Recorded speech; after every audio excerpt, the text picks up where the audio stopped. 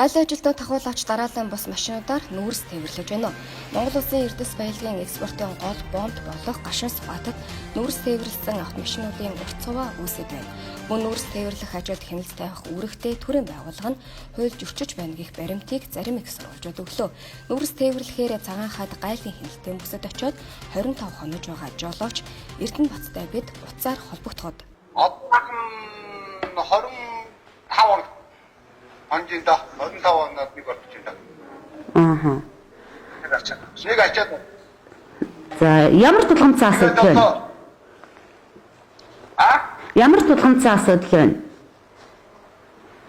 Тулгамцсан асуудал нь одоо бид нэгдүгээр хожоор орж шийдлгээ өгөхөд автосоор явж байна. Автос нь гарч орно 5 мянгаас ингээ 10 мянгаас авч байна. Өөрийн компани машин гайлын тэр даргын машин тэр цагтаагийн машин ингээд оруулаад байдаг. Бэлэн мөнгөний машин. Бэлэн мөнгө гэдэг нь хожоод ороход эдгээр зүгээр яг ачаага буулгаад очророо явдаг байхгүй. Тэгэхээр Монголда гарч ирэхэд нэг ийм асуудал болчиход байна гэж яриад байна. Ийм шараасаа гэж байна. Ийм шараас гэрээ эдгэрэнтэй царах. Хэвчтэй амьдраас. Зарим нэг наатын талбай дээр кэфтэн очиж амьдрал. Нүүрс тээврийн жолооч нар өвлийн хүүтэнд 7 хоног кабинд хонож байгаа асуудал дээр яаралтай зохицуулалт хийх шаардлагатай гэж Баян зам тээвэрчдийн холбооны удирдах зөвлөлийн дарга Баяр хүү хэллээ.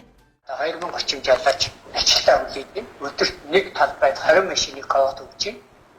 Тэгээд энэ 20 машиныг татаж оруулахдаа очир дугаар зөрчүүлж байна.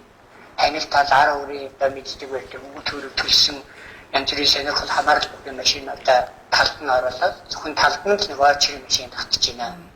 Нийт 100 гаруй жолоочийн гомдол хүсэлтийг багцлаад гал ерхий газар болон Монгол Улсын шадар сайд Солбаатарт алтан бичиг явуулжээ. Баян зам тээвэрчдийн холбооны хууль журам зөрчил гаргаж мөнгө хавхуул авах зэргээр дараалан бас машинуудыг очор дараалалд дайруулж буй талаарх тээвэрчдээс тус холбоонд баримтжуулан эргүүлж буй бодит мэдээллийг шалгаж, буруутай этгээдүүдэд хатуу хариуцлага тооцож, хуулийн байгууллагуудад шилжүүлэх хүсэлт тавьжээ.